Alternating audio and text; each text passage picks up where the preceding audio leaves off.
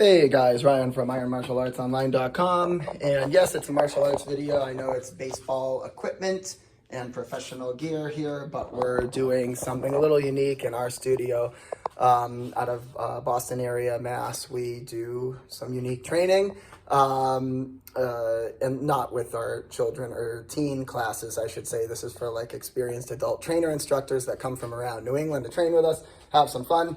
Former, with their hand-to-hand combat, mixed martial arts, long-time traditional stylists, whatever. But basically today we are looking at just the fun training practice of using these machines. They're these auto pitcher machines, and there's different kinds. This one goes, well, we have it set to about 80 miles an hour. It goes faster, but I'm super happy with 75 to 80 miles an hour because most punches cap out around 30 miles an hour. No, of course, it's not the same as sparring and fighting because in real life, you have, we're about 15 feet or so from the machine, which even that's really close if you talk to somebody who does baseball. 15 feet away is nothing.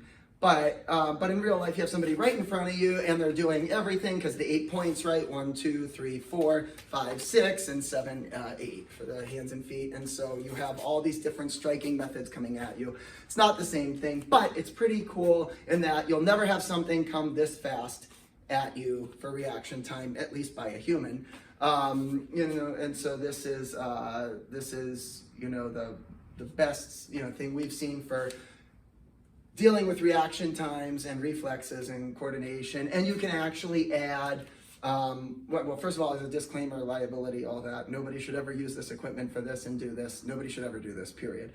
But the practice of this strategy, you can actually add, hitting, if everybody properly professional geared up, so nobody gets hurt. You can have one person here do the pads, then one person here, and then it comes this way, and so you can mix in other stuff into this, and it's really daunting. It might not look like much, but this is hard. This is tough, and it tests your open hand ability because it's you see what it's like if you have closed fists and you're just punching. That's a really difficult thing to go ahead and to try to block with a fist, and it's just becomes counterintuitive because even though you want to be striking in real life and not blocking, and that's important, you should be a striker and not a blocker because then you just get into a pattern of blocking. You want to strike, but when you strike open hand, it lets you do the pulley system and the grip and rip, and that's the raking and the pulling, and that's really important. And you don't get that with a closed fist. So it's not that closed fist is wrong, it's just that in terms of how fast you can put someone down and move them around, it just becomes inefficient.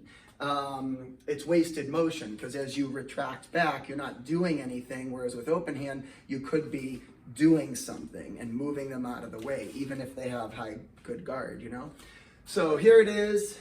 This is more at face height. And again, this is not to be done at home or replicated anywhere. It's just something internal we do here. And, but it shows the importance of open hand, I think. So here we go.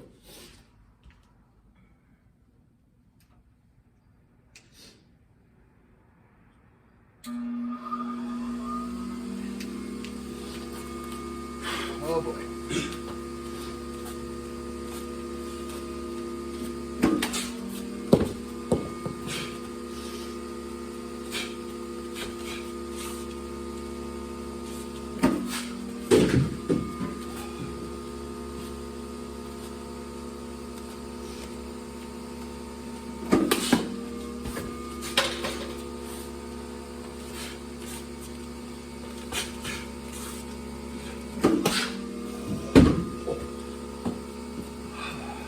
Keep your guard up.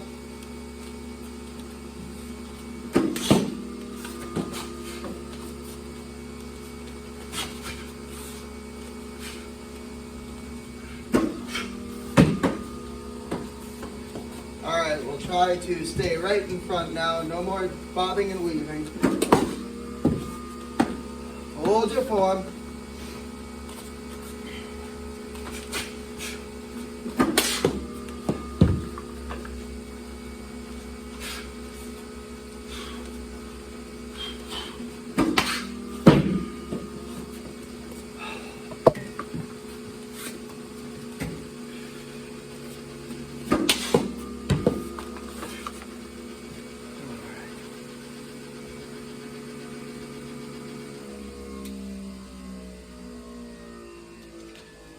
So as you can see, and that's not even the fastest it goes. It goes a good, I mean, I'm happy with 75 to 80 miles an hour.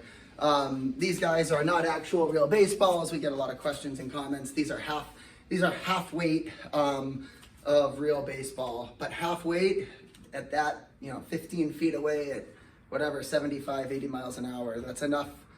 That's enough. And so, but yeah, keeping that form and trying to work on your striking in between and stay loose and relaxed for all the things and, unusual training tactics and strategies and techniques. I have seen this is probably one of the most unique, at least for reflex coordination, reaction time. And again, not to be replicated or done anywhere, just to talk about in a martial arts sense. And again, it just shows that, there's, you want to be a striker and not a blocker, but there are going to be times in multiple opponents that you just know realistically multiple opponents is already an impossible scenario in general. 2 or 3 guys coming at once, 100 miles an hour. There are just going to be times that you're not going to be able to strike and you're going to turn around and something's already coming and you're going to block. Not because you want to, because that's just how it happens when you simulate real-time, multiple opponent, full contact training, as we do, carefully for people. And you're just going to end up needing to block sometimes, not because you want to, but because you're resetting for the next person as they come at you. And so having that open hand, and it covers so much more than just this. I mean, this covers something, right? And it's not bad, but this covers more. And you can still see right over the eye line at the hands, and you can still have plenty of reaction time. You're not blinded at all. But I can see you. You can't really easily see me with that high guard, chin to chest, all that stuff. So there that is. And train, practice, open hand, high guard. And please don't do this, but do try open hand striking in general in your martial arts and self-defense training. Cool. See you next time.